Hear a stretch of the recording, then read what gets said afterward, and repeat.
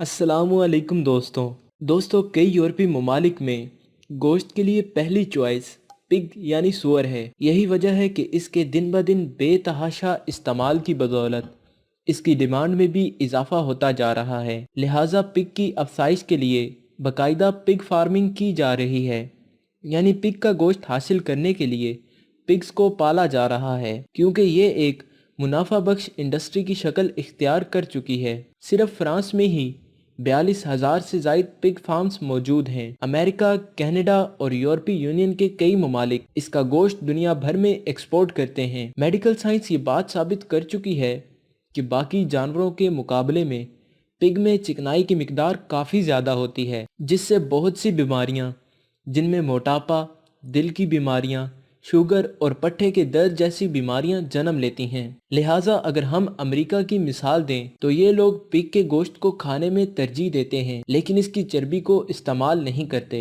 अब सवाल ये पैदा होता है कि इसके गोश्त में मौजूद कई सौ टन चर्बी की मिकदार आखिर कहाँ इस्तेमाल होती है। तमाम पिग्स को कुर्बान गाह या मखसूस स्लाटर हाउस में काटा जाता है। पहले अमेरिकी डिपार्टमेंट की निगरानी में इस चर्बी को जला दिया जाता था, लेकिन बाद में इन लोगों को ख्याल आया कि इस चर्बी को किसी काम में लगा दिया जाए जिससे बेतहाशा फ़ायदा भी उठाया जा सके। सबसे पहले इस चर्बी को पिघलाकर साबुन बनाने के तजर्बात किए गए, जो कि काफ़ी हद तक कामयाब रहे। इस तरह के साबुन आज भी यूरोप के लोग इस्तेमाल कर रहे हैं। इस तजर्बे की कामयाबी के बाद एक नेटवर्क बना दिया गया, जिसका मकसद इस चर्बी को केमिकल प्रोसेस करना और इसे पैक करके ऐसी कंपनियों को भेजना था जो इसे इस्तेमाल करके कोई भी प्रोडक्ट बना सकें। ये सिलसिला एक तवील अरसे तक कायम रहा, जबकि इसी दौरान तमाम यूरोपीय ममालिक ने एक कानून बना दिया कि तमाम खाने पीने की अशिया, मेडिकल प्रोडक्ट्स और पर्सनल हाइजीनिक प्रोडक्ट्स पर इसके अज्जा जिनसे वो प्रोडक्ट बनी हो लिखना ज़रूरी है। इस वक्त पिग फैट को इंग्रेडिएंट्स में पिग फैट ही लिखा जाने लगा। ये सिलसिला 40 साल तक जारी रहा। जो लोग यूरोप में मुकीम हैं वो इस बात से वाकिफ़ हैं, लेकिन पिग का गोश्त या पिग फैट से बनी कोई भी चीज़ इस्लामी तालीमात के मुताबिक हराम है। लिहाजा इससे बनी प्रोडक्ट्स जब इस्लामी ममालिक में बनाकर भेजी जाने लगी तो इन पर बैन किया जाने लगा, यानी इन लोगों को पिग फैट को मुस्लिम लोगों तक पहुंचाने का कोई नया तरीका ढूंढना था। आपको 1857 की सिविल वार तो याद होगी। इस दौरान राइफल बुलेट्स को पहली बार यूरोप में बनाया गया था और उन्हें बाकी बरे-आज़मों तक समंदर के रास्ते पहुंचाया गया। ये रास्ता बहुत लंबा हुआ करता था, जिससे महीनों का वक्त लगता। इस दौरान गोलियों में मौजूद पाउडर खराब हो जाता, क्योंकि समंदर की नमी और धूप इसे केमिकल रिएक्शन करके ख़राब कर देती थी। इन्हें महफूज रखने के लिए एक नया तरीका दरियाफ्त किया गया। इन बुलेट्स को पिग फैट के ज़रिए कोट कर दिया गया, यानी सूअर की चर्बी की तह इन गोलियों पर चढ़ाई जाने लगी। ये तरीका काम कर गया, लेकिन इन बुलेट्स को इस्तेमाल करने से पहले सूअर की चर्बी की तह को दांतों से हटाया जाता। इस तरह पिग फैट एशियाई ममालिक और ख़ास तौर पर मुसलमान ममालिक में एक्सपोर्ट की जाने लगी। इसके साथ साथ अमरीकी फ़ौजियों, ख़ुसूसन मुसलमान और वेजिटेरियंस ने इन बुलेट से जंग करने से इनकार कर दिया, जिसका नतीजा बगावत तक जा पहुंचा और फिर अमेरिकन सिविल वार हुई। इसके बाद यूरोपीय ममालिक को इस बात का तो पता चल गया कि मुसलमान ममालिक पिग और इससे बनी मसनूआत इस्तेमाल नहीं करते। इसके बाद इन लोगों ने पिग फैट की जगह एनिमल फैट लिखना शुरू कर दिया।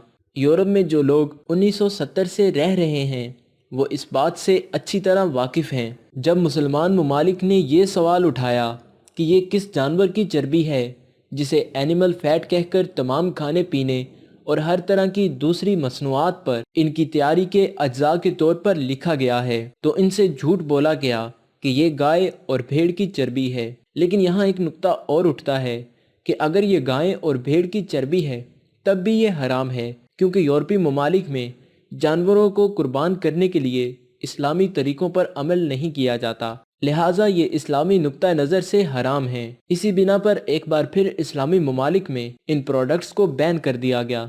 अमेरिका और यूरोप के कई मल्टी नेशनल कंपनियां इस्लामी ममालिक में इन प्रोडक्ट्स की वजह से बिलियन डॉलर्स कमा रही थीं।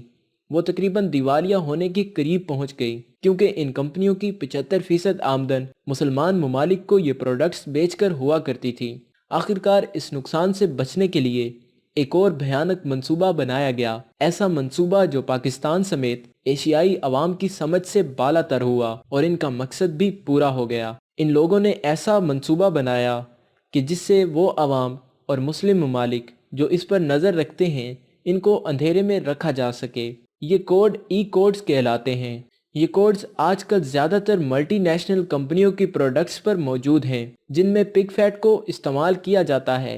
मसलन toothpaste, shaving cream, bubble gum, chocolate, टाफियाँ, बिस्किट, कॉर्नफ्लेक और कैन फूड्स वगैरह। पिग के गोश्त को इस्लाम में हराम करार दिया गया है, जिसे आज की मेडिकल साइंस भी साबित कर चुकी है। ये तरह तरह की जिस्मानी बीमारियों और हार्मोन्स में तब्दीली का बाइस बनता है, क्योंकि ये इंतहाई गलीज और बेशरम जानवर है, मगर इसे आज हमारी रोज़मर्रा की चीज़ों में इस्तेमाल करके हमारे घरों की दहलीज तक पहुंचा दिया गया है। इसके इस्तेमाल की वजह से ही आज की जनरेशन में बेशर्मी, सख्त मिजाजी और शदीद जिनसी ख्वाहिशात बढ़ती जा रही हैं। हराम खाने से ना तो कोई इबादत कबूल होती है और ना ही इंसान अल्लाह की रहमत का हकदार रहता है। मेरी आप सब दोस्तों से गुजारिश है कि यहूद व नसारा की इस चाल को पहचानते हुए जिन प्रोडक्ट्स में पिग का इस्तेमाल किया जाता है, इनका बायकॉट करें। खुद को और अपने अजीज़ो अकारिब को इन तमाम तर बातों से बचाएं। आप लोगों को स्क्रीन पर जो इंग्रेडिएंट्स कोड्स नज़र आ रहे हैं,